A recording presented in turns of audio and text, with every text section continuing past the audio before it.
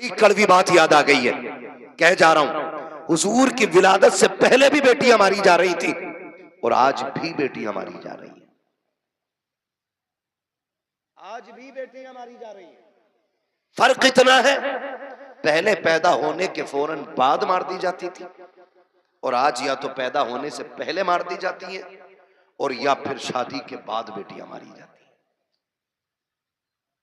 यह सितम अब भी हो रहा है। शादियों से पहले भी बेटियां मार दी जाती हैं, पैदा होने से पहले बेटियां मार दी जाती हैं। आखिर ये कौन लोग हैं जो निकाह के बाद बच्चियों का गला घोट देते हैं? ये वो दौलत के भूखे और कुत्ते लोग होते हैं जिनका पेट जहेज से नहीं भरता है, जिनकी भूख 10 लाख से नहीं मिटती है, जो पूरी जिंदगी कुत्तों की तरह जिंदगी गुजारते हैं। मैं उस शख्स को कुत्ते से बदतर मानता हूं जो कटोरा लेकर के किसी बेटी वाले की चौखट पे खड़ा हो। उससे बदतर कोई शख्स जमीन पे नहीं हो सकता है जो एक बेटी वाले के गुर्दे बेचने पे उसको मजबूर कर दे। और हम सरकार का दामन नहीं छोड़ेंगे। हम जन्नती हैं, मर के देख, वो लाठी पड़ेगी कोई बचाने वाला नसीब नहीं होगा। इस धोखे में मत रहना कि तेरी वजह से किसी गरीब की आंख में आंसू आए थे और तो यूं ही जन्नत में गुलाब के फूल लगा के भेज दिया जाएगा, ऐसे ही तुझे खुशबू में बसा करके जन्नत में दाखिल कर दिया जाएगा। हाथ जोड़ के गुजारिश करता हूं, पाप उतने करना जिनका हिसाब आसानी से दे सको। याद रखिएगा, अल्लाह अगर हिसाब लेने पे आया, रत्ती रत्ती का हिसाब लेगा और कोई बचाने वाला नहीं होगा। कोशिश ये कीजिएगा किसी की आंख का आंसू तेरी वजह से ना आए, कोई गरीब तेरी वजह से ना रोए, वरना खुदा की कसम कितनी भी आसाने तेरी कब्र पे हो जाए, जितने चाहे 40वें करा लेना, जितने चाहे तीजे पढ़वा लेना, अगर तूने किसी का दिल दुखाया है, अल्लाह उस वक्त तक तुझे जन्नत नहीं देगा जब तक गरीब के एक आंसू का बदला तुझसे नहीं ले लिया जाए। ओ किधर खड़े खाओ, हराम का जहेज लेके मौलवी से फाता पढ़वा के हलाल का हो जाएगा। सुन, आज तू किसी की बेटी को लेकर आया, कल तेरे आंगन में भी बेटी आनी है, कल तेरे आंगन में भी बेटी होगी। अपनी बेटी रानी और दूसरे की बेटी नौकरानी, ये कंडीशन है हमारी। दिल मर गए। 4 बेटे तो हिसाब लगा रहे आप, 10 लाख कलुआ में मिलेंगे, 10 बूरा में मिलेंगे, 10 गुड्डू में मिलेंगे, 10 पप्पू में मिलेंगे, हराम में 40 लाख लेगा। भाई किसी का नाम हो बुरा ना मानना, मैं सिर्फ एक मिसाल के तौर पे कह रहा हूं। मुझे क्या मालूम आपके क्या नाम, मैं सिर्फ बताना चाह रहा हूं। हिसाब लगा रहा बैठ कर 10-10 जोड़ रहा है। अब तो और तरक्की कर गए लोग, 15 पे कहानी आ गई। और रिश्ता कराने वाले लोग सिर्फ 500 रुपए के लिए मर रहा। बिचौलिया, रिश्ते कराना अच्छी बात है और वो रिश्ते कराने वाला अच्छा आदमी है जो सच्चा हो। ये जो झूठ बोल के कह रहा ना, सुनो तुम्हें पता कुछ, कहा क्या, कहा वो जो है उनका लड़का 70,000 रुपए महीना कमा रहा। और कहता किसके सामने, जिसकी बच्ची जवान हो गई हो। हाँ, तो पूछता, उसके कान खड़े होते, भाई हर बाप चाहता बेटी सुख में रहे। कौन बाप ऐसा, मैं या आप? कोई ऐसा बाप नहीं है जो अपनी बेटी को दुख में देखना गवारा करे। हर बाप को बेटी प्यारी होती है, हर बाप को बेटी प्यारी है। तो उसके बाद जाके कह रहा फलां का बेटा 70,000 कमा रहा। तो उसने भी कोनी मार के कह दिया, जरा कराओ यार रिश्ता फिर। पक्का पता 70 कमा रहा? हाँ मैंने कल ही देखा, उसने अपने अब्बा खाते में डाले। लंबा झूठ। कह रहा मगर यार करा तो दूं रिश्ता, अच्छा बात करूंगा। इसके भाव बढ़ते हैं। कह रहा अच्छा बात करूंगा। 2 दिन बाद आके कह रहा रिश्ता तो हो जाएगा, लेकिन बता मैं यार लौंडे की कमाई बढ़ी है ना, तो इसलिए वो उनकी सोच रहे हैं कि रिश्ता बराबरी का मिल जाए। अब बेटी वाला समझ जाता बराबरी का मतलब यह है कि ये हराम का खाना चाह रहा। कह रहा क्या मतलब का, क्या दे दोगे तुम? क्यों? वो लड़की वाला कहता 70 कमा रहा तो 15 दे देंगे। कह रहा लो 15 तो उसको फला गांव से मिल लेते, उन्होंने 15 पे काम आनी है, और बढ़ाओ कुछ। 20 लाख पे रिश्ता तय, 20 लाख पे रिश्ता तय। जब रिश्ता हो गया, शादी हो गई ना, तो झगड़ा हो रहा कि समझाओ ये कुछ करता ही नहीं, यार ये तो 70 कमा रिया था, अब क्यों नहीं करता है? कहा वो तो इसलिए झूठ बोला था ताकि रिश्ता बराबरी का मिल जाए। फिर अब जब वो बात खुल के आती है तो फिर तलाकें होती हैं। तेरे बेटे का तो कुछ नहीं जाएगा, लेकिन जिस बेटी को एक बार तलाक हो जाती है ना, उस बेटी की जिंदगी पे बहुत बड़ा दाग लग जाता है, बहुत बड़ा दाग। और बेटियों की इज्जत इतनी नाजुक होती है, तलाक तो अलग साहिब, छोड़ना तो अलग की बात है। अगर लड़की को देखने वाले आकर के एक बार जाकर के ये कहते लड़की पसंद नहीं आई है, तब लोग उस लड़की में कीड़े पैदा करना शुरू कर देते हैं। कोई कहता है कि चलन अच्छा नहीं होगा, कोई कहता है कि बच्ची का घरवार अच्छा नहीं होगा, कोई कहता है कैरेक्टर अच्छा नहीं होगा, कोई कहता नहीं नहीं नाक नक्शे की कमी रह गई होगी, कोई कहता देने के लायक नहीं है। इतनी बातें लड़की में पैदा की जाती है। और तुम्हें खुदा का वास्ता मिलाद वाले मुस्तफा का वास्ता हाथ जोड़ के कहता हूं, जब बेटियों की रिश्ते की बारी आया करे तो शद्दाद हमान ना बना करो, नमरूद फिरौन ना बना करो, दुनिया में हाकिम ना बना करो। अगर बेटी की चाहिए आपको तो किसी पे जबरन बेटी ना लो, दौलत के साथ बेटी ना लो, बल्कि झोली फैलाओ, भिखारी बन जाओ और के खुदा के वास्ते बेटी दे करके हमारी नस्लों को इज्जतें दे दे। खुदा की कसम, जब बेटियां ऐसे आती है तो फिर नस्लों में खालिद बिन वलीद जैसे लाल पैदा होते हैं। लेकिन ऐसा मांगे कौन? बारात भी तो लेके जाएगा। कितनी बारात चल रही है भाई? हाँ, जब निकाह इमाम पढ़ा देना तो कहते इमाम साहब कितने पैसे हो गए? इमाम साहब ने कह दिए 5,000। गरीब इलाका होगा यार, छोटा। तो अगर इमाम ने कह दिया ना 7,786, तो कह रहा कौन सी शरीयत में? फिर कह रहा कौन सी शरीयत में? अब तुझे शरीयत याद आई? तेरा बाप जो हराम के खाने खिलाने के ये 300-400 लोग लेके आया, ये तेरे बाप की लाल किताब में लिखे? बेटियां मुर्तद हो रही हैं, जहर खा रही हैं तुम्हारे इन पापों की बुनियाद पर। बारात का इस्लाम में कोई तसव्वुर ही नहीं है, बिल्कुल तसव्वुर नहीं है। हक ही नहीं है कि बेटी वाला खाना खिलाए बारात को। लेकिन पहले सैंपल भेज रहा मुंहों के, कह रहा बोटी बिना हड्डी की होनी चाहिए, रसगुल्ले ज्यादा बड़े ना हो। क्यों? बगले लेके आएगा। इसने कौम का बेड़ा गर्क करके रख दिया है। एक बाप की बेटी जवान हो जाती है, बाप बेटी को देख के सूखना शुरू कर देता है।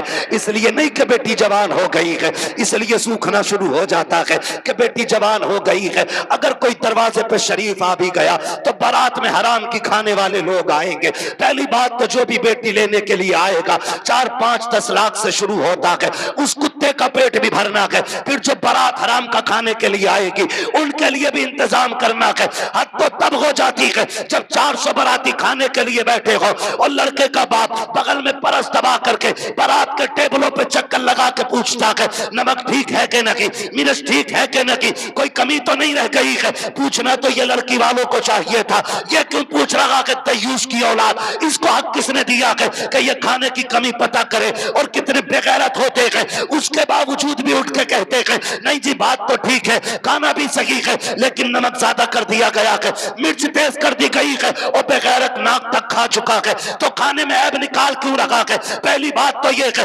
लड़के वालों को हक नहीं है कि वो बारात के खाने के बारे में पूछे और फिर ये कहे खाना कैसा है। सुन बेगैरत सुन, जब तुझे लगे कि तेरी बारात हराम के लुक़मे तोड़ लगी है तो कोने में झांक के देखना, उसी पिंडाल के किसी कोने में लड़की का बाप सहमा हुआ होगा, गर्दन झुकी होगी, बगल में हाथ होंगे, आंखों में नमी होगी, कभी बारात देखता होगा, कभी आसमान को देखता होगा, कहेगा मालिक आज लाज बचा लेना, अगर एक बाराती फाके से चला गया मेरी बेटी को पूरी जिंदगी ताना दिया जाएगा।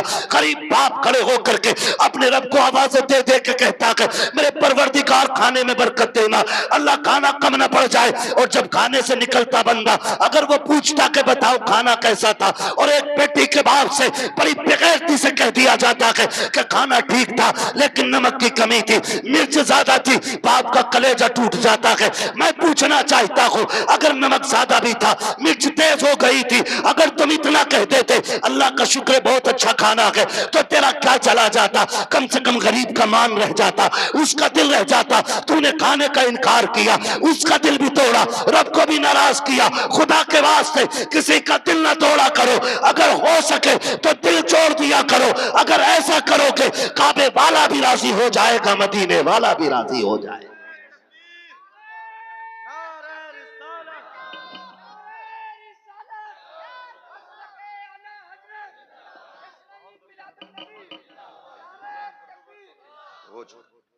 तवज्जो है सारे लोगों की? जरा कह दे या रसूल अल्लाह। खाली जलसे करने से कुछ नहीं होने वाला।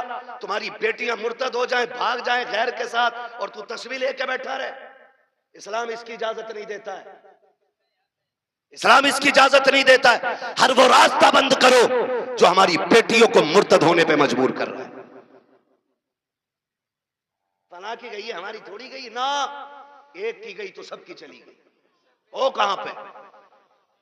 तुम्हें पता है, सोशल मीडिया चेक करो, लड़कियों से कलमा पढ़वाते वो। मुसलमान की प्रूफ क्या है? सूरह इखलास पढ़ रही है बच्ची, तो बताना मकसद ये नहीं होता है कि अब्दुल रशीद की बेटी है देखो कलमा पढ़ रही है। वो ये बताना चाहते हैं मोहम्मद अरबी की दीन का कलमा पढ़ने वाली हमारे धर्म में आई है। हिसाब देना पड़ेगा कयामत में इसका, कि तेरे दरवाजे पे दौलत रख के घुन गई और गरीब की बेटी मजहब छोड़ के चली गई। तूने दीन के लिए क्या किया था? ऐसे लोगों की दौलत को अल्लाह सांप बना के गले में डालेगा, और तब कोई पीर बचाने नहीं आएगा। लिखो मेरी बात, तेरे किए का तुझी को भरना है। रस्में बना लिए, अब्बा दफन हो रहा, बेटा कब्र पे खड़े हो कह रहा मेरे अब्बा की गलती हो तो माफ कर देना। क्यों? तू कौन होता माफी मांगने वाला? गलती बाप ने की थी, माफी बाप को मांगनी चाहिए। अल्लाह कहता मुंह बंद कर, किताब बंद हो गई उसकी गलतियों का हिसाब उसे देना, अब तुझे नहीं। आने दे, इस दिन का मेरा ऐलान था, कब्र में लिटा के इतना तोड़ूंगा कोई बचाने वाला नहीं मिलेगा। आज आ गया है वो दिन। मेरे बाप की गलती माफ कर देना। थप्पड़ तेरे बाप ने मारा था, गरीब के तूने नहीं मारा था। कमजोर को जलील तेरे बाप ने किया था, तूने नहीं किया था। माफी तेरे बाप को मांगनी चाहिए थी। रस्में बना लिए, खाली रस्में। यही मर्दों के हाल है, और औरतें भी कम थोड़ी है। मर जा तो उसके कपड़े नोच लेती है। हाय जी माफ कर जाओ, हाय जी माफ कर जाओ, अब कुछ नहीं होने वाला। जीते जी एक दूसरे से माफियां मांग लो, जीते जी एक दूसरे से अपनी गलतियों का निपटारा कर लो, वरना कोई बचाने वाला नसीब नहीं होगा, कोई बचाने वाला नहीं मिलेगा। इसलिए कि हुकूकुल इबाद का मामला बड़ा सख्त है, बड़ा सख्त है। अपनी सी कोशिश तो करो यार। आका फरमाते तू अपनी सी कोशिश कर, फिर जहां नहीं बनेगी वहां बात बनाने के लिए मैं आ जाऊंगा। आला फरमाते वुसअतें दी हैं खुदा ने दामन महबूब को, जुर्म खुलते जाएंगे आका। आका मैं फ्री में जन्नत नहीं बांट सकता, माफ कीजिएगा। अगर फ्री की जन्नत के लिए बैठे हो तो मेरी जन्नत नहीं, जन्नत हसनैन के नाना की है। जन्नत उसे मिलेगी जिसे हुजूर चाहेंगे, लेकिन हम अपने आप को बदलें। कितने लोग जन्नत में जाना चाहते हैं? नौजवान बताएं, नौजवानों को मैंने हाथ उठवाएं। जिनके निकाह हो गए वो हाथ नीचे कर लें, जिनके नहीं हुए वो हाथ ऊपर रखें। जिनके नहीं हुए ठीक है ना, अब हाथ नीचे कर लो। आप इतने लोग यहां बैठे, बताओ जन्नत में जाना चाहते हैं कि नहीं हम लोग? एक आसान तरीका बताऊं, आसान तरीका यह है, बिना डिमांड किए किसी गरीब की बेटी को अपने घर की इज्जत बना लो। तुम्हें मरने में देर लगेगी, रब को कब्र को जन्नत बनाने में देर नहीं लगेगी। हाँ, कितने लोग वादा कर रहे हैं इंशाअल्लाह जहेज की डिमांड नहीं करेंगे। क्या बात है, सलामत ने हुजूर आपके हाथ देखें, अल्लाह करे इस महफिल की। उन्होंने नीचे कर लिया हाथ। नहीं वो लगने गई होगी, अब्बा ने कही होगी मुंह तोड़ दूंगा तो बुलेट ना मिली तो। अब्बा भी बड़ा बेगैरत होता, हाथ नीचे करो, अब्बा याद आ गया। 1 मिनट नहीं बैठागा अब्बा को बुलेट पे। और अब्बा लिस्ट में सबसे ऊपर बुलेट लेके घूम रहा। हाँ, 1 मिनट नहीं बैठागा बुलेट पे अब्बा को। और अब्बा के हाथ में इतनी लंबी लिस्ट है। पिलाई पूछ रहा बेड में क्या इंची वाली है। 1 दिन नहीं बैठेगा बुढ़ा बेड पे। और गरीब का जीना हराम करने में सबसे आगे है। नहीं, अब्बा ही कर रहा है। तो कितने लोग जन्नत में जाना चाहते हैं नौजवान, जरा बताएं। मैं आसान तरीका बता रहा हूं। सारे जाना चाहते हैं ना? हाथ नीचे कर लो, खुदा सलामत रखे। पूर ससुर के देने से नहीं पड़ती है, किसके देने से पड़ती है? बहुत कमजोर लोग हो यार। हमारा रब कौन है तब पता है ना? फिर बोलो, किसके देने से पूर पड़ती है? तो ससुर से मांगना चाहिए कि अल्लाह से? बोलो किससे? तो इसे कुत्ता ना कहूं जो ससुर के आगे यूं कह रहे हैं 10 लाख चाहिए। कोई दिक्कत ना ना। कुत्ता वो खाता जो फेंका जाता है, और ये कुत्ते से बदतर है जो छीन के ला रहा है। कितने ऐसे लोग हैं ना, कितने होशियार होते हैं, इतने होशियार होते हैं। रिश्ता करा दो साहब, कोई डिमांड करना ना, कुछ ना, खाली लड़की दिलवा दी। खाली लड़की मिल गई, फिर बिचौली आके कहता सुनो कि हाँ, कि लोग बड़े अच्छे शरीफ हैं, कुछ भी ना मांग रहे, लड़की कह रहे लेकिन यार तुम कुछ गैरत करियो। बिचौलिया भी बड़ा बड़ा बना हुआ पड़ा। अगर इसकी कुटाई का नंबर आ गया ना तो कोई बचाने वाला नहीं मिलेगा। कोई बिचौलिया, सबको नहीं कह रहा हूं, जो अच्छे वो तो अच्छे ही है। एक दूसरे का मुंह ना देखा करो, मुझे दोनों ही चोर लगते हैं। फिर तो कह रहा तुम्हें पता है लोग तो बहुत अच्छे हैं, लेकिन थोड़ा सा ख्याल करियो। क्या ना, गाड़ी कौन सी निकाल ले? तो गरीब बंदा कह रहा है कि हाँ, एस्प्लेंडर निकालने के ना। वो लड़का कह रहा था यार वो बुलेट हो जाती ना तो अच्छी थी। ऐसे भीख मांग रहा, कैसे फेर डाल के भीख मांग रहा है। जो दरवाजे पे आके कहता भीख मांगता, वो भी कहता खुदा तेरी नस्लों को आबाद रखे, तेरी औलाद सलामत रहे, तेरी नस्लें बरकत होती रहे। हैं? भीख मांगने वाला भी ये कह रहा, और ये डायरेक्ट कह रहा ना बुलेट हो जाती तो अच्छी थी। लड़के का मन जो है ना थोड़ा बुलेट को हो रहा, और तुम पे ना हो पैसे तो हमसे ले लो। तो लड़की वाला गैरत करके कहता ना यार हम ही डाल देंगे। इसका काम सीधा बुलेट करवा दी एक बार में।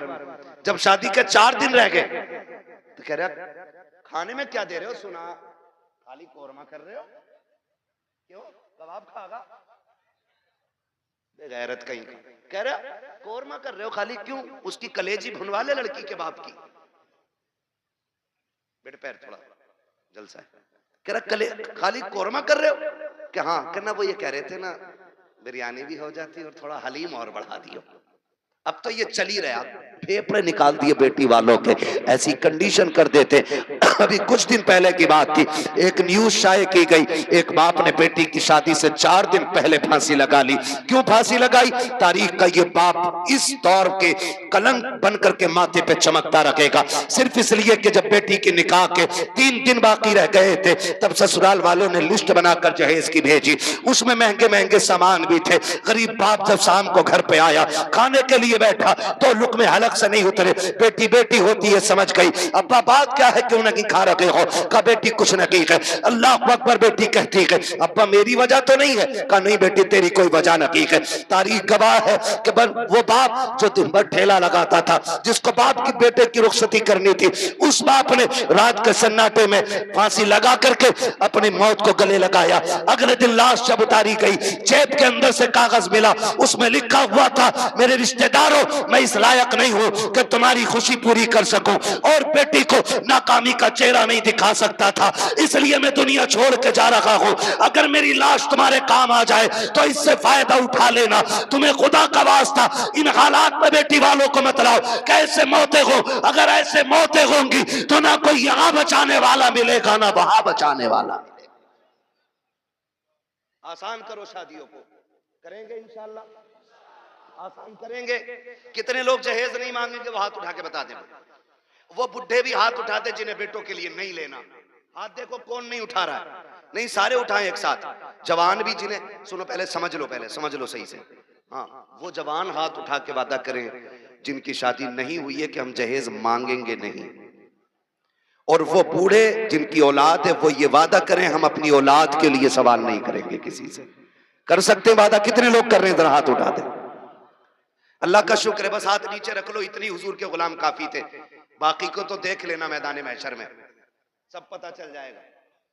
बस इतने लोगों ने हाथ उठाया, अल्लाह करे इतने लोग ये डिमांड बंद कर देंगे ना, तो अगर ये 200 लोगों के हाथ उठे ना, तो इंशाल्लाह 200 बेटियों का जीना आसान हो जाएगा। और मेरा नबी आया ही बेटियों की जिंदगी आसान करने के लिए है। इसलिए 12वीं की इस महफिल में मैं बेटियों की इज्जत के हवाले से कहना चाहता हूं, खुदारा इतना आसान कर दो निकाह कि बेटियां सुबह फजर में उठ के कहा करें, शुक्र मालिक तूने हुजूर की उम्मत में पैदा कर दिया है। हाँ जी, अल्लाह सलामत रखे, क्योंकि हुजूर आए, बेटियों को जीने का सलीका मिला है। और बेटियों से भी एक बात कह जाऊं आखिर में, कह दूं बेटियों से भी एक बात, आखिरी बात है, बेटियों से भी कह दे रहा हूं, बेटियों से गुजारिश है, कभी भी अपने बाप के सामने खड़ी ना होना। खड़े होने का मतलब यह है, कभी बाप के मुकाबले में ना आना। कभी ऐसा नहीं होना चाहिए कि बाप के जायज फैसले पे तुम इनकार करो। कभी ये मत कहना। आज जो रस्में चल गई है ना, जो कुछ नकाब पहन के सोशल मीडिया पे बच्ची आई, या आप देखें प्रेस कॉन्फ्रेंस में आके कहती हैं कि हमारी आजादी, हमारा हक है, हम नकाब क्यों पहनेंगे, हमें जरूरत नहीं है। ऐसी बच्चियों को देख करके कई बच्चियों की सोचें बिगड़ती जा रही हैं। मैं बेटियों से गुजारिश करना चाहूंगा, कभी बेटियां बाप के मुकाबले में आके खड़ी ना हो, और कभी ये ना कहें कि मेरा जिस्म मेरी मर्जी है, मेरा वजूद मेरी मर्जी है। मेरी बेटी अगर रुखसती की बात निकाह की आए ना, तो कभी बाप से जहेज की फरमाइश ना करना। कभी ये मत कहना अपने बाप से कि अब्बा जैसा फलां की बेटी को जहेज मिला वैसी मैं लेके जाऊंगी, इसलिए कि हो सकता है तेरे बाप का कब्जा ना हो। इसलिए कि हर बाप अपनी बेटी को अपनी हैसियत से बढ़ के ही देना चाहता है। ये क्लियर है, हर बाप अपनी बेटी को सुन रहे हैं, हैसियत से बढ़ के ही देना चाहता। इसलिए बेटियों से गुजारिश है, अगर रुखसती की बारी आए और बाप पूछ भी लेना, बेटी बता क्या क्या चाहिए, तो उसके कदमों में बैठना और उसके आगे दुपट्टे की झोली बनाना, कहना बा अगर देना है ना तो चंद मोहब्बत की दुआएं बेटी की झोली में डाल दे, इसलिए कि तेरी दी हुई महंगी वॉशिंग मशीन 4 साल में खत्म हो जाएगी, तेरा दिया हुआ फ्रिज 3 साल में गल जाएगा, तेरी दी हुई बाइक साल 2 साल 10 साल में टूट जाएगी। प्यार भरी दुआएं दे दे आखिरी सांस तक काम आती रहेंगी। और कभी बाप के मुकाबले में बेटियों खड़ा ना होना, कभी इनको जलील ना करना।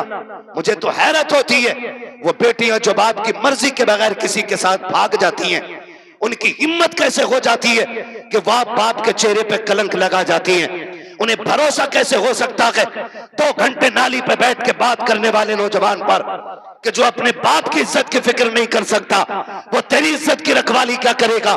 और मैं नौजवानों से कहूंगा, ऐसी बेटियों से कभी निकाह न करना जो शादी से पहले तुमसे फोन पे बात करती हो, इसलिए कि जो अपने बाप की इज्जत की रखवाली नहीं कर सकती, वो अपने शोहर की इज्जत की रखवाली कभी नहीं कर सकती है।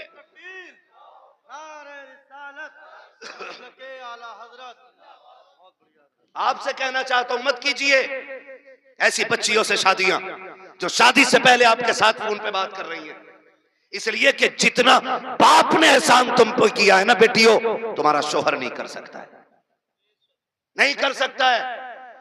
और ये तेरा मजनू लुल, ये 3 घंटे मच्छरों से कटवाने वाला नाली पे बैठ के वो कह रहा तुझे चांद तारे दिखाऊंगा, जो खुद मच्छरों से नहीं बच रहा, ये चांद तारे दिखागा।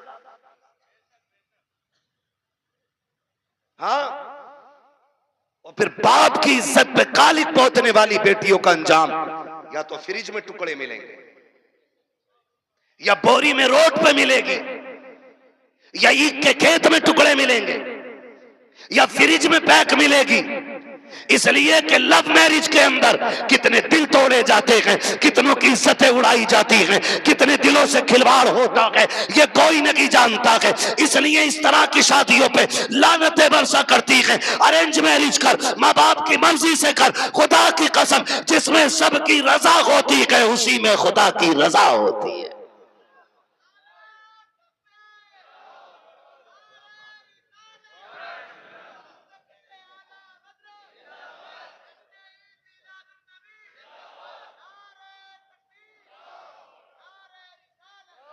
आखिरी गुजारिश बेटियों से है, बाप के चेहरे पे कालिक ना पोतना। और मैं तुम्हें कितने बेटियां आज भी दिखा दूं कि जिनको चांद के पार ले जाने वाली बातें लोग करते थे और 6 महीने बाद तलाक दे के धक्के दिए, सारी सोसाइटी ने मुंह मोड़ लिया। यही बाप जिसका मुंह काला करके बेटी गई है, इसी ने उन बेटियों के लिए दरवाजा खोला है। वही बाप इस बेटी को रखता है जिसकी इज्जत के साथ खेला बेटियों ने। मैं तो खुल के कहता हूं बेटियों से, खुदा की कसम खा के कहता हूं, पूरी दुनिया के आशिक एक पल्ले में रखो और सिर्फ बाप का रिश्ता बेटी से दूसरे पल्ले में रखो। पूरी दुनिया के आशिकों का इश्क कम पड़ जाता है और बाप की एक दिन की मोहब्बत भरी निगाह जो बेटी के चेहरे पे पड़ती है, वो पूरी दुनिया के इश्क पे भारी पड़ जाती है। सच कह रहा हूं, ये याद रखिएगा, जो इज्जत बेटी को एक बाप दे सकता है वो कोई रिश्तेदार नहीं दे सकता है। और ये मेरे नबी ने करके दिखाया है। आज कहना आसान है, मेरी बेटी मेरे जिगर का टुकड़ा है। हुजूर ने तब कहा था मेरी बेटी मेरे जिगर का टुकड़ा है, जब बेटी को कत्ल करने पे फख्र होता था। हाँ, क्या दो की बेटी हो, क्या कर सकती हो बाप के लिए, इसका एहसान जानती हो तो तुम्हें बताऊं, अगर ना पता हो ये बात सहन नशीन कर लेना। एक एक बेटी मेरी बात कान खोल के सुन लेना। इस बेटी को 12वीं वाले सरकार ने इज्जतें दी हैं। सुन मेरी बेटी, जब तू माँ के शिकम में आई थी, पूरा खानदान कह रहा था बेटा होगा तो अब्दुल्ला नाम रखेंगे। कोई कहता था अपने नाम पे नाम रखूंगा, कोई कहेगा भतीजे का नाम ये रखूंगा, दादा कहते था पोते का नाम ये रखूंगा, दादी कहती थी लाडला आएगा, नाम उसका शेर रखा जाएगा, अब्दुल्ला रखा जाएगा। सबने बेटों के नाम सोचे थे, बेटी का तो तसव्वुर भी किसी का नहीं था। जब वक्त ऊपर हुआ विलादत के वक्त से, तेरी माँ को हॉस्पिटल ले जाया गया। चचा ने कहा कि ऑर्डर दे दो, जल्दी से मीठा बन जाए, भतीजा आने वाला है। पूरे खानदान में खुशियां थी, लेकिन अचानक हॉस्पिटल से फोन आया कि बेटी आई है। चचा का चेहरा उतर गया, दादी का चेहरा उतर गया, दादा बिस्तर पे गिर गया। वो जो मीठे बने थे, लोगों ने ऑर्डर कैंसिल कराए। दुकान वालों ने कहा क्यों नहीं लेता, कहा बेटा आता तो लेता, भतीजा आया के इसलिए मीठा नहीं चाहिए। ये कह के मीठा टुकड़ा दिया गया था, क्योंकि तू पैदा हो गई है। दुनिया ने तुझे मनहूस समझ रहा है, दुनिया आज भी तुझको वैल्यूएबल नहीं मान रही है। खुदा की कसम खा के कहता हो, जब चचा को तेरे आने से तकलीफ, दादा को तेरे आने से तकलीफ, दादी का चेहरा तेरी वजह से उतरा है, सब ने तुझे ठुकराया। एक बाप ही तो था जो हॉस्पिटल सीना उठा के गया था और इसने तुझे गोद में उठा के तुझे चूम के कहा था दुनिया लानत दे रखी है, लेकिन शुक्र है अल्लाह ने मुझे जन्नत का टिकट अता फरमा दिया है। सबसे पहले जिसने तुझे अपनाया वो तेरा बाप था। हालांकि चचा ने भी मीठे से इनकार किया। ये कहता मेरे लिए जन्नत का टिकट आ गया, मेरे जिगर का टुकड़ा आ गया है। ये बाप फिर तुझे कंधे पे लेके बाजार गया। लोग कहते थे दुनिया बेटे को उठा के घूमती है, कितना मनहूस है, 4 बेटियां, एक चिराग जलाने वाला नहीं। मैं कहता हूं मुंह बंद कर, अल्लाह बुझाने पे आए ना तो 18 बेटों वालों के चिराग बुझा देता है, और जब जलाने पे आता है तो खुदा बेनामो निशान लोगों के नाम के चिराग दिला देता है। कह रहा एक भी नहीं चिराग जलाने वालों, खाली बेटियां ही बेटियां हैं। तो पता बाप क्या कहता था? बाप फखर से कहता था बस कर, तुझे नहीं पता मुझे बेटी में बेटा नजर आ रहा है, मुझे बेटी काफी है। ये कह के बाप तुझे 18 साल पालता रहा, और आज किसी की मोहब्बत ने तुझे ऐसा बहकाया कि उसी बाप के माथे पे कालिक पोत गई बेटी। खुदा के वास्ते बेटियों से गुजारिश करूंगा, कितनी भी बड़ी तुम्हें कोई स्कीम, कोई ऑफर तुम्हें कोई करे, कभी किसी की नहीं सुननी है। अपने बूढ़े बाप के सफेदी के लगे हुए बालों को देखना है, अपने बाप के लगे हुए टोपी के पैबंद को देखना है। इसलिए कि करोड़पति बाप का बेटा तुम्हें चंद दिन ऐश करा सकता है, फिर तुम्हें एक जूती से ज्यादा औकात नहीं देगा। वो भी अपने बाप के घर में रह, भले चटनी से खाएगी, रोजाना शहजादी बन के रोटी खाया करेगी। इसलिए बेटियों से गुजारिश है बाप के चेहरे पे कालिक न पोतना। बेटों से गुजारिश है आप भी ना निकलें इस आशिकी से और कुछ कामयाबी की तरफ चलें, पढ़ें, कुछ IAS बने, IPS बने। अब याद रखिएगा फतह उनकी होगी जो इल्म वाले होंगे, कामयाब वो होंगे जिनके पास तालीम होगी। अब दौर बम बारूद का नहीं, अब दौर कलम का है। इसलिए पढ़िए और इतने आगे बढ़ जाइए कि दुनिया देख के कहे हुजूर की उम्मत जैसी कोई उम्मत नहीं है। इसलिए कि ये अपने हक के लिए लठ चलाना नहीं, अपने हक के लिए कलम चलाना जानती है। पढ़ेंगे इंशाअल्लाह, अपने बच्चों को पढ़ाएंगे। और ये भी गुजारिश आखिर में करता जाऊं, बेटियों को इतना पढ़ाओ बस जितना जरूरी है, इसलिए कि जितनी मुर्तद हो रही हैं वो school, colleges, hostel, service, duty, ये करने वाली बच्चियां ज्यादातर बाप के मुंह पे कालिक पोत रही हैं। मुझे एक बात बताओ, अगर तुम्हारी बेटी आईएएस बन भी गई या उस डिग्री को हासिल कर लिया और उसने बाप का मुंह काला कर दिया, तो लानत हो ऐसी डिग्री पे। डिग्री वो बेहतर है कि जिसकी वैल्यू कब्र में भी काम आए और हश्र में भी काम आए। इसलिए बेटियों को दीन दीजिए, और वो भी इतना दीन जितना जरूरी है। मैं इसके भी खिलाफ हूं कहीं ने 10-10 साल के लिए मदरसे में रखो, इतना जितना जरूरी है बस बच्चियों को दीन दें, बच्चियों को दीन दें और बाहर निकलने से रोकें बेटियों को। पर्दे क्या, इनको हुक्म दें। बेटियां बोझ नहीं होती, रवैये बोझ पैदा कर देते हैं। नहीं भाई, इतना नहीं बोल पाएंगे, 1 घंटे से ऊपर बात हो गई। मैं अब दीवाने, तुम मुझे मेरी बात सुनो।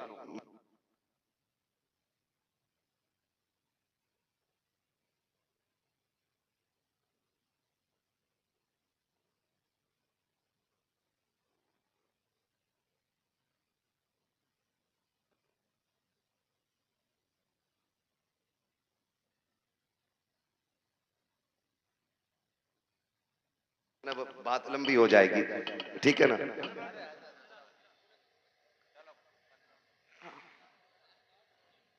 आओ यहाँ आओ, मैं माइक आपको दे रहा हूं, आप बोलो।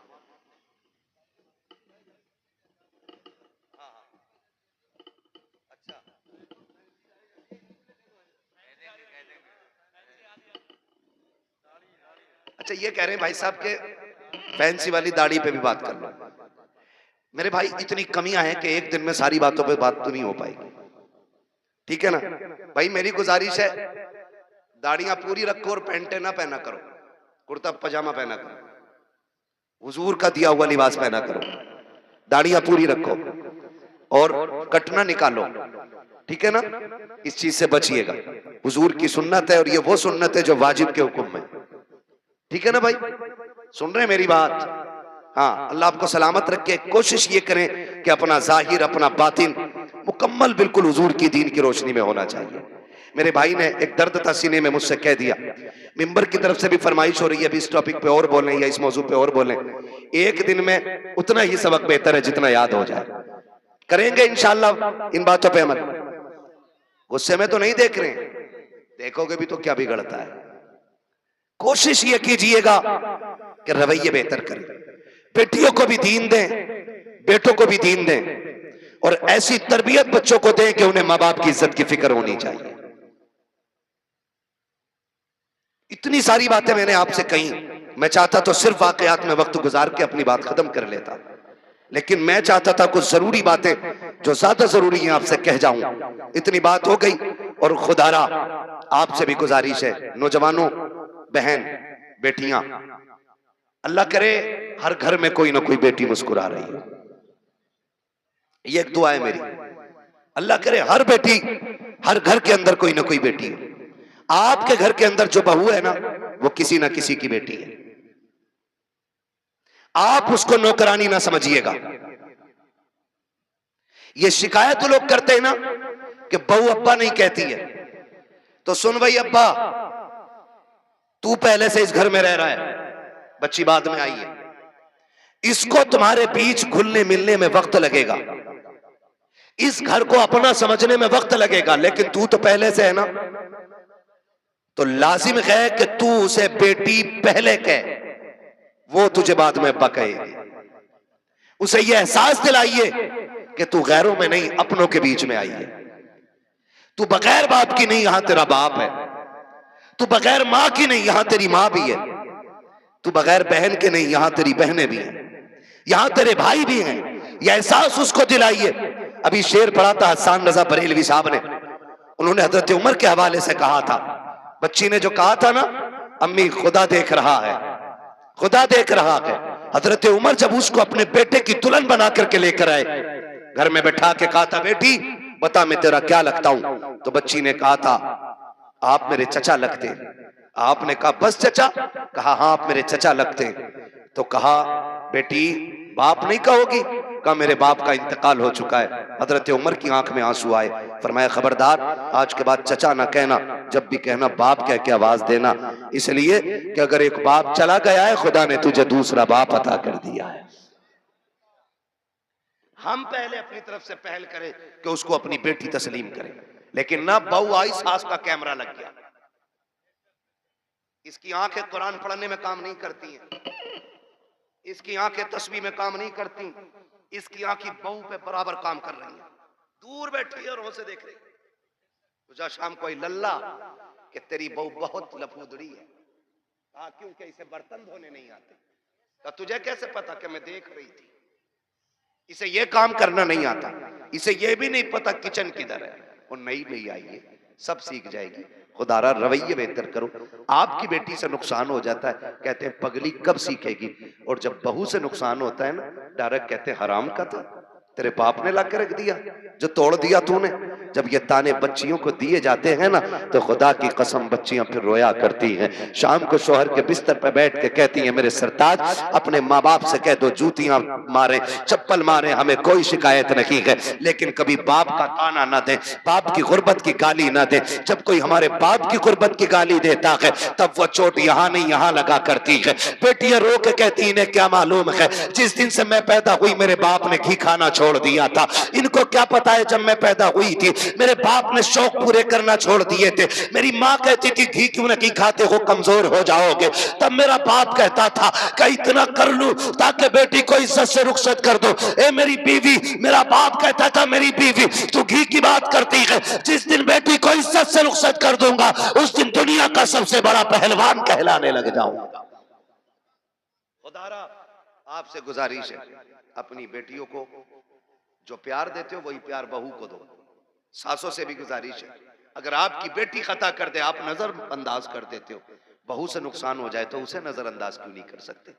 तुम दूसरी की बेटी को सताते हो और फिर अपनी बेटियों के लिए तावीज कराते हो, तो लिख लो इस बात को, अगर तुम चाहते हो कि तुम्हारी बेटियां सुख में रहें, आराम से रहें, उसूल बनाओ, अगर तुम दूसरे की बेटियों को सुख दोगे अल्लाह तुम्हारी बेटियों को इज्जत अता फरमा देगा। ये उसूल याद रखिएगा। और अगर तुम दूसरे की बेटी को जूती में रखोगे तो जन्नत से तेरी भी नहीं उतरी है। अगर तू एक बेटी किसी के जूते मारेगा बेटी के, तो एक जूता तेरी बेटी को खाना पड़ेगा। ये दुनिया का है, जैसी करनी जोर से जैसी करनी वैसी भरनी है, ठीक है ना? करेंगे इंशाल्लाह ऐसे ही। मुआशरे को बेहतर कर लीजिए, इतना खूबसूरत कर लो कि हमारी बेटियां मुर्तद ना हो, गुर्बत की वजह से जान न दे, बेटियां बाप के सर पे बोझ महसूस न करें। बेटियां बोझ नहीं होती हैं, बेटियां बोझ होती तो खुदा महबूब के आंगन में कभी 4 फूल न खिलाता, खुदा महबूब को 4-4 बेटियां नहीं देता, हुजूर के आंगन में 4-4 बेटियां हैं। इसलिए कि बेटी जहमत नहीं होती, बेटी खुदा की रहमत होती है। क्या होती है? खुदा की, जोर से खुदा की और जोर से खुदा की रहमत होती है, ठीक है ना? फरमाइश हो रही है हुजूर का शजरा पढ़ दो, है ना? ऑपरेटर साहब इसे थोड़ा इको दे सकते तो दे दें, तकरीर तो हो गई। मुझे हुजूर का शजरा पढ़ना है, उसमें ना सांस लंबी लंबी लेनी पड़ती है। जब मेरा हाथ का इशारा हो तो बोल देना, इतनी जोर से सुभान अल्लाह कहो कि पुलिस न ले जाए पकड़ के तुम्हें। अल्लाह के बंदो, जितनी तुमने तारीफ की थी अपने गांव की ना, उतने अच्छे लोग निकले माशाल्लाह। डरते हो क्या पुलिस से? नहीं डरते ना, तो इतनी जोर से सुभान अल्लाह कहो कि बात मदीने तक चली जाए। अब जरा बच्चे बोले सुभान अल्लाह। ये पार्टी शुरू से ही मजबूत है। अल्लाह इन बच्चों के माँ बाप को सलामत रखे, इनके घर बार में अल्लाह बरकतें दे। इतने अच्छे बच्चे, ठीक है ना? आप भी साथ दे सकते हैं। जब मेरा हाथ का इशारा होना तो समझ जाना। क्या समझेंगे? क्यों? इसलिए कि मौलवी की सांस अटक रही है, समझ जाना है। तुम सुभान अल्लाह कहोगे, उसी बीच में मैं सांस ले लूंगा, तुम्हें नेकियां मिल जाएंगी और मुझे सांस मिल जाएगी। डंडी ना मारना, नमाज जनाजा नहीं है, तकबीर पूरी करके रुकूंगा, साथ दोगे तो शजरा पूरा करूंगा, वरना वो भी छोड़ के हट जाऊंगा। साथ देंगे ना इंशाल्लाह? बोलो जरा सुभान अल्लाह। हाँ मेरे भाई, बहुत देर से मैं देख रहा हूँ बेचारे इधर उधर बैठे हुए हैं, और जो खड़े हैं उनका तो कहने ही क्या है। खुदा सलामत रखे सबको। बोल सकते हैं सुभान अल्लाह?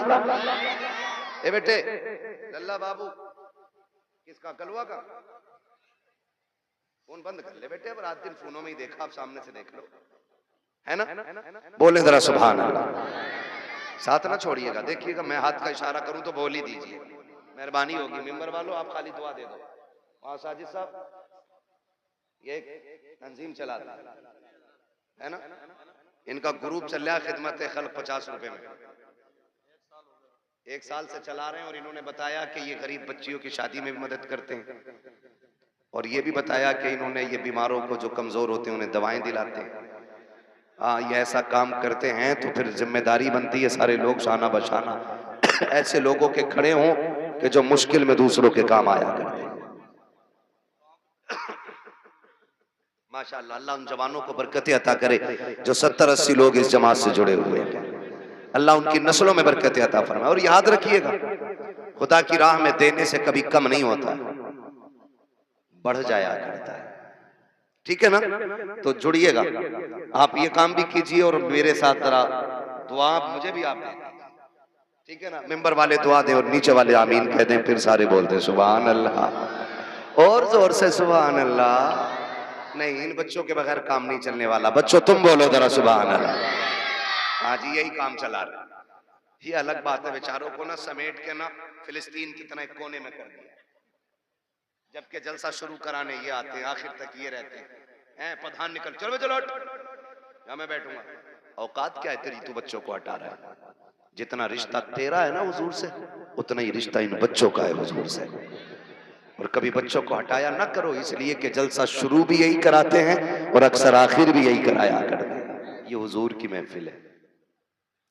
जितना रिश्ता हुजूर से इन बच्चों का है ना, उतना ही रिश्ता मिंबर वालों का है, और जितना मिंबर वालों का है उतना ही बड़े बड़े लोगों का भी है।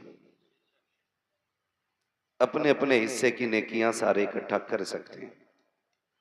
और मेहरबानी करें मेरे सामने मुंह 2 किलो का ना लेके बैठे। कुछ मुंह ऐसे बने हुए होते हैं आगे कि उसे देखो तो तकरीर याद ही नहीं रहती। ऐसे देख रहे हैं कुछ, तो मैं कह नहीं पा रहा हूं।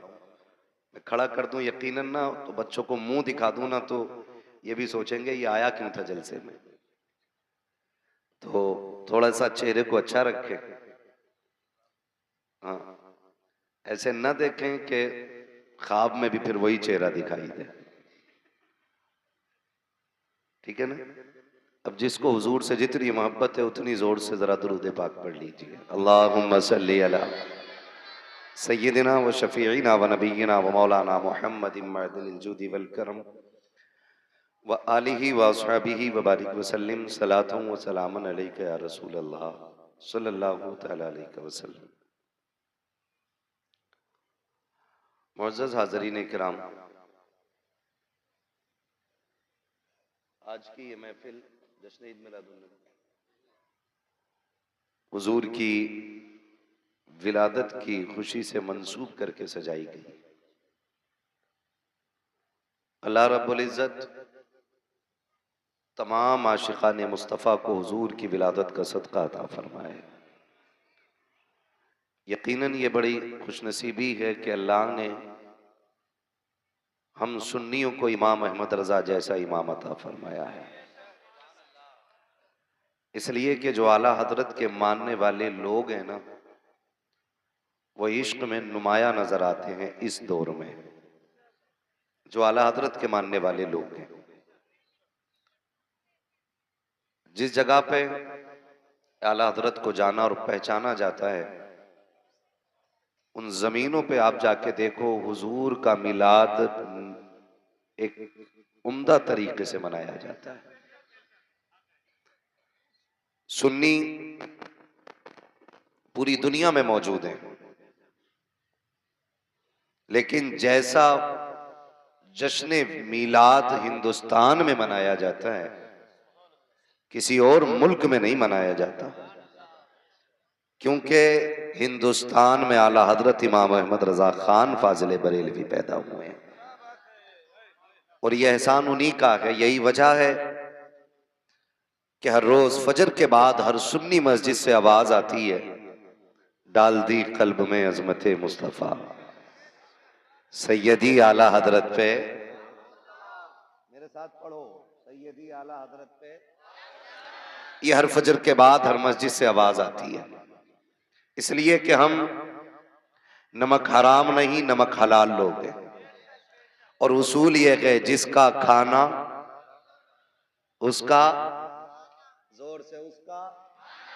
हाँ जी, मेरी बातों पे नौजवान ज्यादा तवज्जो दें, बच्चे भी माशाल्लाह सुने, आपको भी मेरी बातें फायदा देंगी अल्लाह ने चाहत तो, ठीक है ना।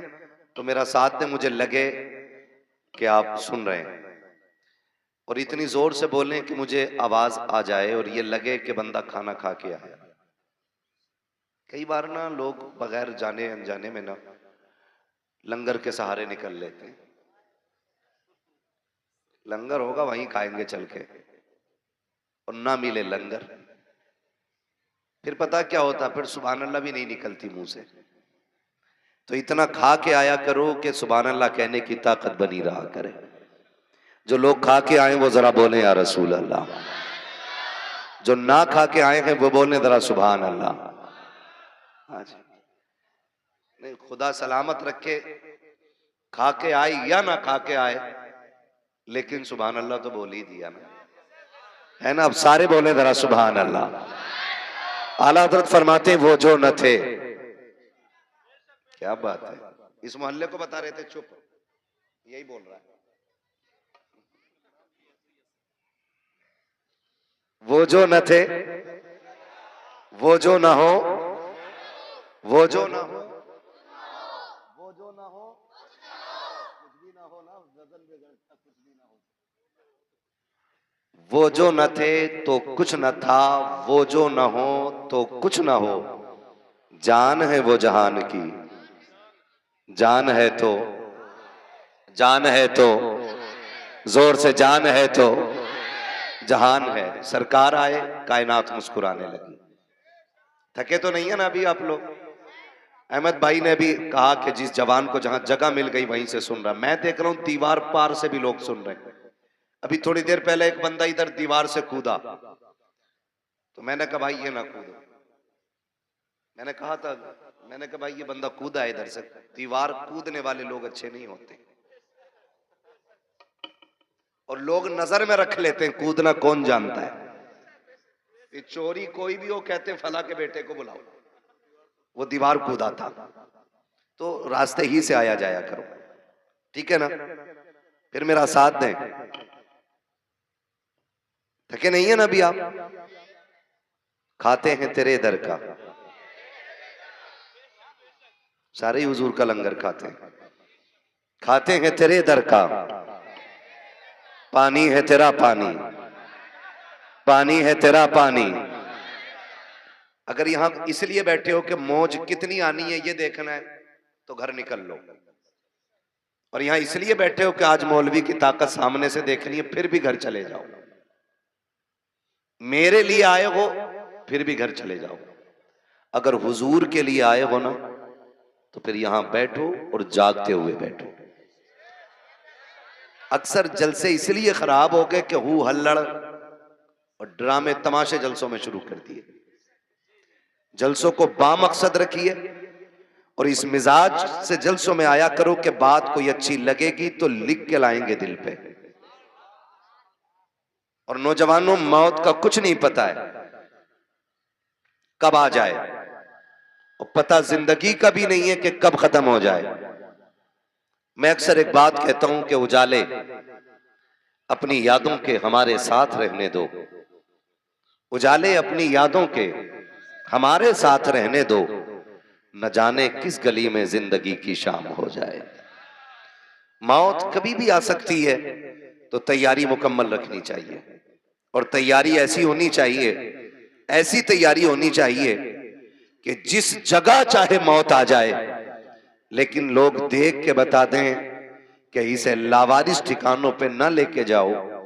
ये जो एक अनजान जगह मर गया है, अनजान लोगों में मर गया है, ये वो है जिसका काबे वाला भी वारिस है, खुद मदीने वाला मुस्तफा भी वारिस है। ऐसा बामकसद जलसों को बनाइए ताकि हमारे जलसों से हमारी जिंदगी संवरे, हमारे जलसों से हमारे मुआशरे में सुधार पैदा हो। ये नहीं कि रात भर कूदे फांदे और सुबह किसी ने पूछा रात कैसा रहा भाई जलसा, बोले मजा आ गया। तो क्या सुना था जलसे में कि ये याद नहीं रहा। इस तरह के जलसों से कोई फायदा जमीनी तौर पे होने वाला नहीं है। इसलिए मैं आपसे कहूंगा कि जितनी देर बैठे ना, इस नजरिए से बैठे कि बात सच्ची होगी तो दिल पे लिख के लेके जाएंगे, लिखेंगे इंशाल्लाह। सर ना हिलाइए, अब हर जगह पढ़े लिखे लोग हो गए। यहां पे स्कूल है स्कूल, मदरसा है, हाँ जी, तो फिर सर हिलाने की जरूरत क्या पड़ गई। अगर जबान अल्लाह ने दी है ना तो फिर बोल के बात होनी चाहिए। लिखेंगे इंशाल्लाह बातें दिल पे, और कड़वी लग जाए तो मेरी मुझे वापस कर जाना, मैं अपनी बात वापस ले लूंगा। क्या खो गया भाई, तलाश करा दो। फिर मैं वहीं से सफर का आगाज करूं। वो जो न थे, साथ में और बोले जरा सामने वाले, वो जो न थे। देखो आप बैठे हो ना, इसलिए आराम से बैठे हो कि आपको दिक्कत नहीं है, इसलिए बोल भी नहीं रहे हो, पुरसुकून हो। अगर आपको बोलना नहीं है ना तो आप पीछे हट जाइए, जो लोग पीछे खड़े हैं ना मैं उन्हें आगे बैठा लूं। आराम की कदर वही जानता जो मुसीबतें उठाए हुए होता है ना। तो फिर बेदारी पैदा करें, मेरे साथ में और बोले वो जो न थे, वो जो न हो, जान है वो जहान की। इतना अच्छा तुम लोगों ने वाकई पढ़ा है बच्चों। मैं सोच रहा था कि ये बच्चे वो हैं जो अक्सर नात सुनते हैं, ऐसा ही है ना, नात सुनते हैं ना, तभी तो नात याद थी। अल्लाह इन बच्चों के माँ बाप को सलामत रखे, जिन्होंने अपने बच्चों की परवरिश इस तरह की है कि वो हुजूर की नात बराबर पढ़ना जानते हैं। खुदा आप लोगों की उम्रों में बरकत अता करे, आपके माँ बाप की उम्र में बरकत अता करे। कुल कायनात हुजूर के सदक़े में बनाई गई है, अगर हुजूर ना होते तो कुछ नहीं होता। ये सांसें, धड़कनें, आंखें, दिमाग की रफ्तार, वजूद, ताकत सारी हुजूर के सदक़े में। आला हज़रत फरमाते हैं जमीन व जमा, मकीन व मका, चुनीन व चुना, बने दो जहां, दहन में जबा, बदन में है जां, हम आए यहां, उठे भी वहां, सबा वो चले कि बाग फले, वो फूल खिले कि दिन हो भले, लिवा के तले सना में खुले, रजा की जबां, रजा की जबां। तुम्हारे लिए हुजूर आए तो कायनात मुस्कुराने लगी, हुजूर आए तो जीने का उसूल मिला, हुजूर आए तो बेटियों को जीने का हक मिला। हुजूर की विलादत का महीना चल रहा है, हर तरफ झंडे ही झंडे नजर आ रहे हैं, हर तरफ रोशनी रोशनी नजर आ रही है। मैं तो कहता हूं कि जब हम लोग सफर करते हैं ना और किसी गांव की मस्जिद के मीनार पे झंडा नजर आता है ना, तो ऐसा लगता है यह गांव हुजूर के आशिकों का गांव है। और जहां मस्जिदें होती हैं लेकिन झंडा नहीं होता ना, तो हम समझ जाते हैं कि ये इब्लीस के औलाद की गांव मस्जिद। समझ रहे ना, बातें होती हैं, लोग बातें करते हैं कि जी झंडे क्यों, दुपट्टे ही बना देते, कपड़ा जितना झंडे में लगाया इतना दुपट्टे में लगा देते। हम तो खुल के कहते हैं तू गरीब बच्चियों की लिस्ट लेके आ, खुदा की कसम हम सुन्नी बरेली वाले लोग हैं, हम झंडे भी बराबर लगाएंगे, दुपट्टे भी बराबर बांट के दिखाएंगे, है ना। खाली मुस्कुरा रहे, बोल दो सुभान अल्लाह भाई। अच्छा हाँ, घुटने छोड़ दो, इस उम्र में घुटने पकड़ोगे, बुढ़ापे में कौन तुम्हें पकड़ेगा। अल्लाह सलामत रखे, 3 बजे तक पबजी खेल लिया और 11 बजे पैर सीधे नहीं पड़ रहे। हाँ 11 बजे तक पैर सीधे नहीं पड़ रहे, फिर कह रहा देखियो मौलाना नबज बड़ी ठंडी चल रही है, शुक्र कर चल रही है,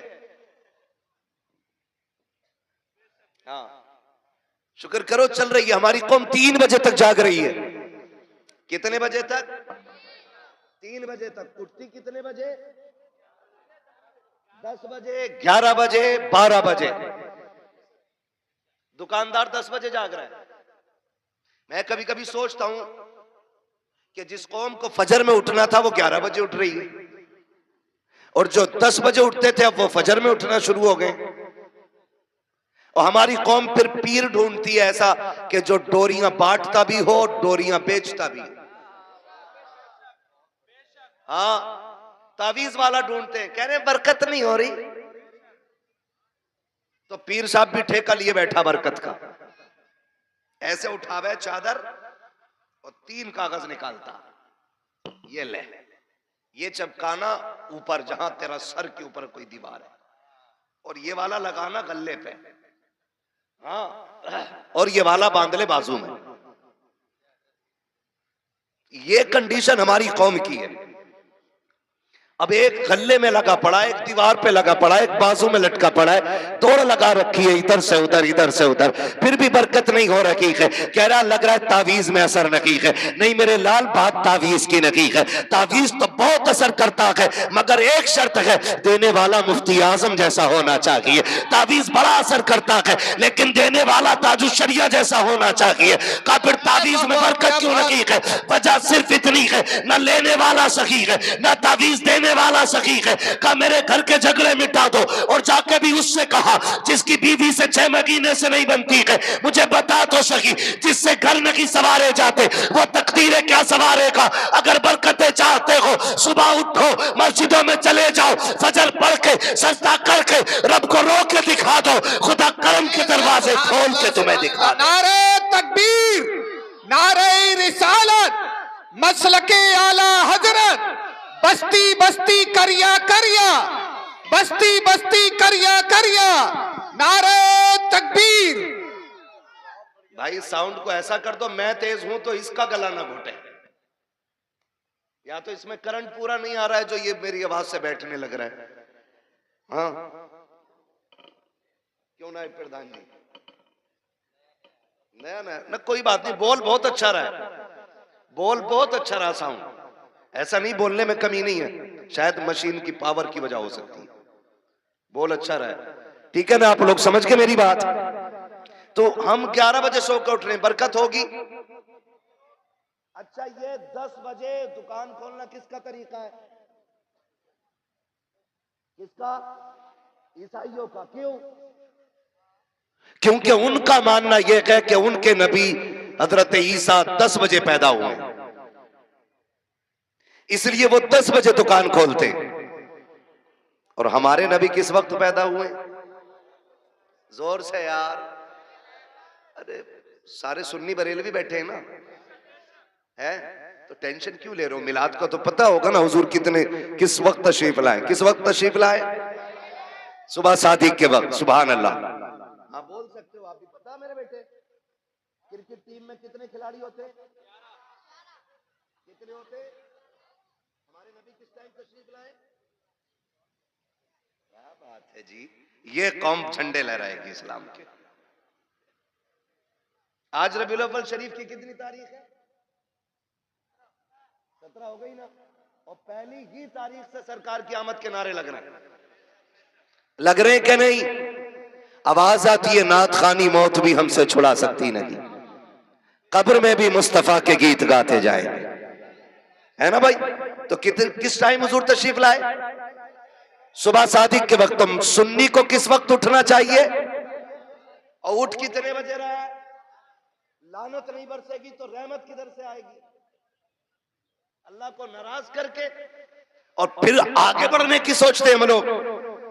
सुन, फजर पढ़, सजदे करके रब को रो के दिखा, अल्लाह राजी हो गया ना तो किसी डोरी की जरूरत नहीं है। और रब नाराज है ना तो तावीज नहीं, पूरा पीर गले में लटका लेना। पीर भी फाके से मरेगा, मुरीद भी फाके से मरेगा। रोजी कौन देता है? रोजी कौन देता है?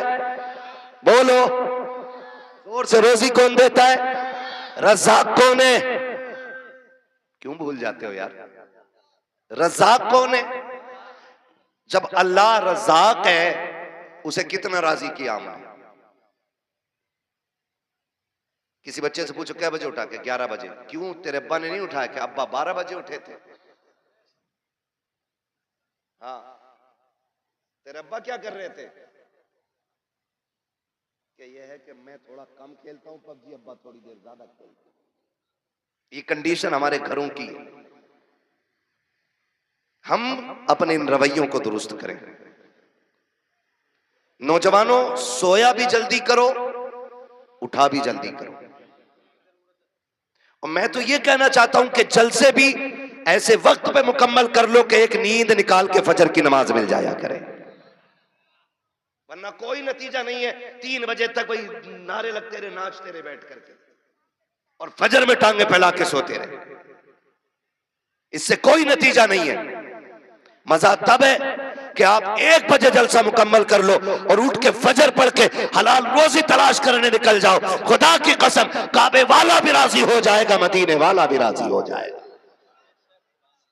पीर मैंने बहुत देखे, बहुत पीर देखे मैंने। एक पीर ताजुल शरिया जैसा भी देखा है। मैं आपको बताऊं, रिस्क हलाल बड़ी चीज है।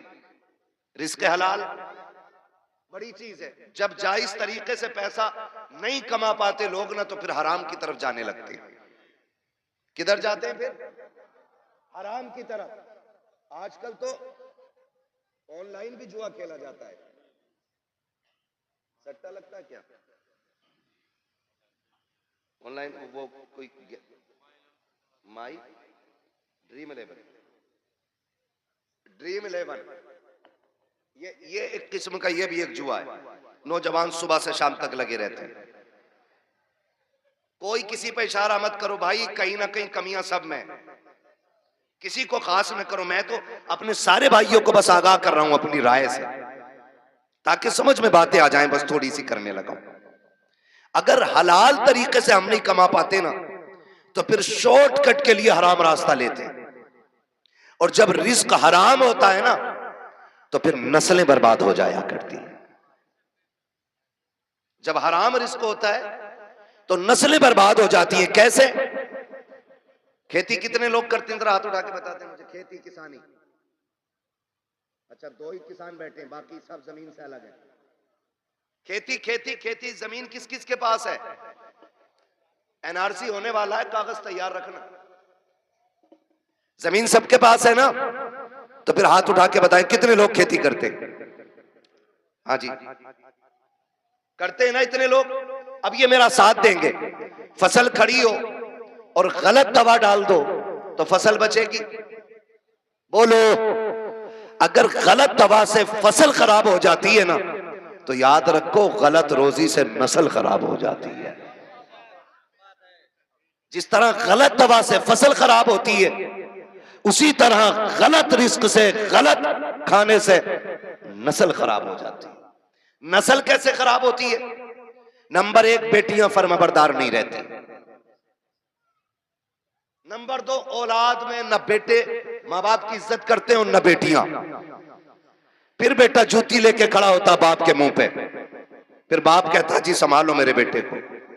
मौलाना 6 साल का हो गया है, 8 साल का हो गया है, ये देखो गालियां देता है हमें। मैं कहता हूं मेरे दोस्त, ये जिम्मेदारी मौलवी की नहीं कि तेरे बेटे को संवारेगा। बाप की जिम्मेदारी होती है कि औलाद को संवारे। और औलाद कैसे संवारी जाती है? बुजुर्गों की सीरत पढ़ा करें तो पता चलता है।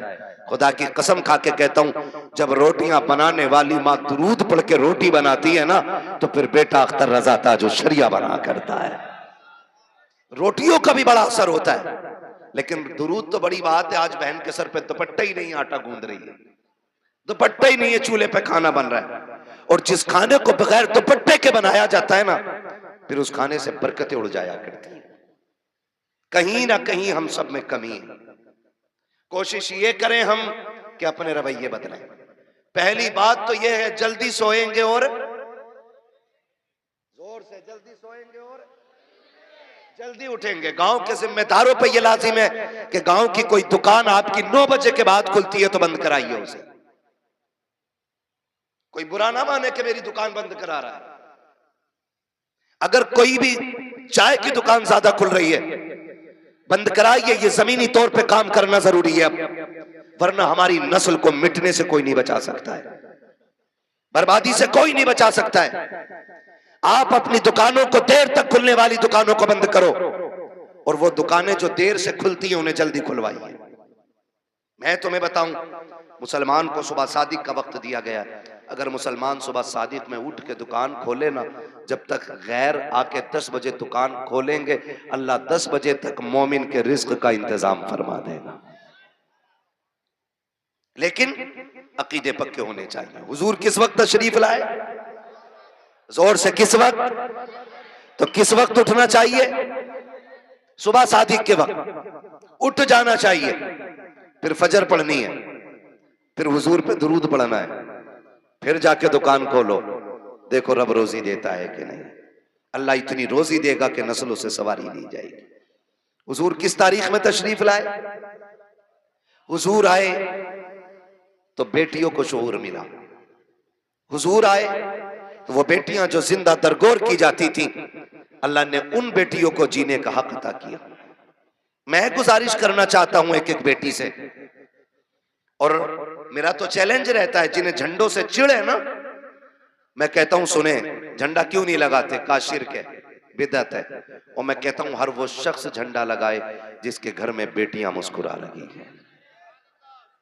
हर वो शख्स झंडा लगाए जिसके घर में बेटियां मुस्कुरा रही हैं। हर उस शख्स पे लाजिम है कि झंडा लगाए जिसके घर में दुआएं देने वाली मां मौजूद है। हर वो शख्स हुजूर का झंडा लगाए जिसके घर में बाप जैसी दौलत मौजूद है। हाँ, मैं तो वहाबियों से भी कहना चाहता हूं, अगर हुजूर ना होते ना तो तुम्हारे घर में बेटियां नहीं होती। अगर हुजूर ना होते ना तो दुआएं देने वाली मां नहीं होती। अगर हुजूर ना होते तो झोली फैलाने वाला बाप नहीं होता। ये इतनी बड़ी बड़ी दौलतें मिली है तो 12वीं वाले मुस्तफा के सदके में मिली है। हुजूर आए हैं तो बेटियां मिली हैं। और बेटियों से भी हाथ जोड़ के गुजारिश करना चाहता हूं, जब कभी तेरा जी चाहे ना बेटी कि तू फैशन के नाम पे दुपट्टे सर से उतारे, कभी तेरे दिल में ख्याल आए कि फला की बेटी ने ऐसा ड्रेस पहना है, मैं भी ऐसा की ड्रेस पहनूंगी जिसमें गैरत का जनाजा निकलता हो, तो बाप का चेहरा बाद में देखना, मदीने वाले का चेहरा पहले देख लेना। इसलिए कि जिसके दीन से बगावत कर रही हो, उसी ने तुम्हें जीने का हक दिया है, उसी ने तुम्हें जिंदा रहने का अधिकार दिया है। अगर वो ना होता ना तो आज भी तुम जिंदा दफन कर दी जाती, आज भी तुम बोझ होती बाप के सीने पर, आज भी मुआशरे में कोई तुम्हारा वकार ना होता। मैं बेटियों से कहना चाहूंगा, खुदारा हुजूर के दिए हुए दीन की कदर करो, इसलिए कि एहसान तो सब पे है मुस्तफा का, लेकिन बहुत बड़ा एहसान आमिना के लाल ने आपके ऊपर किया है कि आपको जिंदगी बख्शी है, आपको जीने का हक दिया है। खुदा की कसम खा के कहता हूं, हुजूर नहीं आए थे ना तो औरत को इंसानों में से समझा ही नहीं जाता था। एक औरत को इंसान माना ही नहीं जाता था, जबकि वो मर्द को जन्म देती थी, मर्द को पालती थी, मर्द को पैदा करती थी, लेकिन उसको इंसान लोगों ने तस्लीम ही नहीं किया। कहा क्या है ये? कहा ये लोगों का दिल बहलाने का सामान है। किसी ने कहा नहीं ये पैर की जूती है, किसी ने कहा नहीं ये घरों की रौनक नहीं, ये इंसान के लिए खिलौना है। जब हुजूर आए और अपनी बेटी फातिमा खातून जन्नत को सीने से लगाया और फरमाया मेरी फातिमा मेरे जिगर का टुकड़ा है, तो बेटियों को जो कौम दुश्मन मान रखी थी वो अपने बेटियों को जिगर का टुकड़ा मानने लग गई। ये इज्जत हुजूर ने अता फरमाई है। जो बेटियों को कत्ल कर रहे, सहाबा क्या कहते थे? सहाबा कहते थे या रसूल अल्लाह, जब आप नहीं आए थे ना तो हम बेटियों को कत्ल कर देते थे और माथे पे पसीना तक नहीं आता था। जब से आप आए ना तो हम जमीन पे पैर ऐसे देख देख के रखते हैं कि कहीं पैर के नीचे चूंटी ना आ जाए। कहा ये इनकलाब आपकी वजह से आया है। जो लोग इंसानों की जान ले लेते थे, अब वो जानवरों की भी जान लेने के तैयार नहीं है। ये इनकलाब हुजूर की वजह से आया। लेकिन रुक के एक बात कहूं, बर्दाश्त कर लेंगे? बड़ी बोले जरा सुभान अल्लाह और जोर से।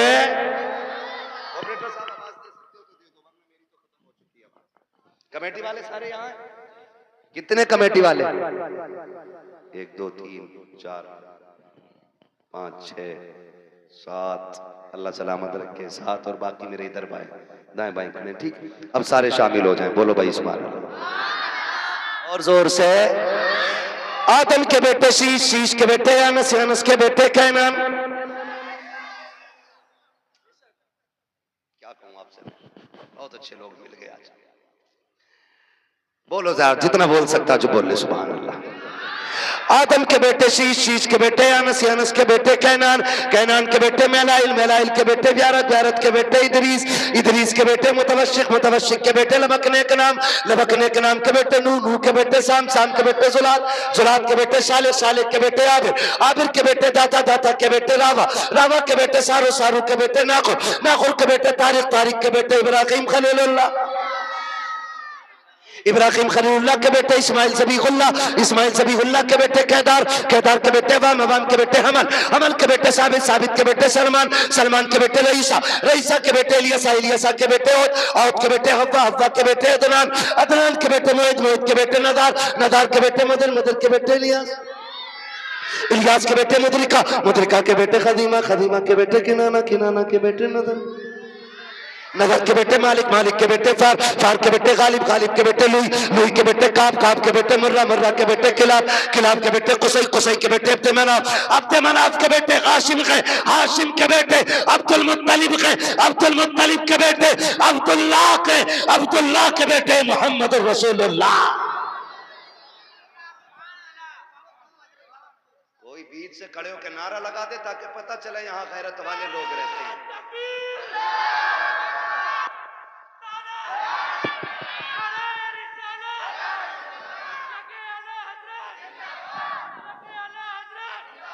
सलाम, खुदा सलामत रखे। नाराज तो नहीं है जी कोई, है ना? बातें मैंने थोड़ी कड़वी कर ली है, और कड़वी सिर्फ इसलिए की थी कि दवा जितनी ज्यादा कड़वी होती है फायदा उतना ज्यादा करती है। मिंबर पे बैठ के चापलूसी करना, लोगों की खुशी के लिए उनकी मन की बातें कहना, ये जब तक होता रहेगा तब तक मुआशरा सुधरेगा, सुधरेगा नहीं।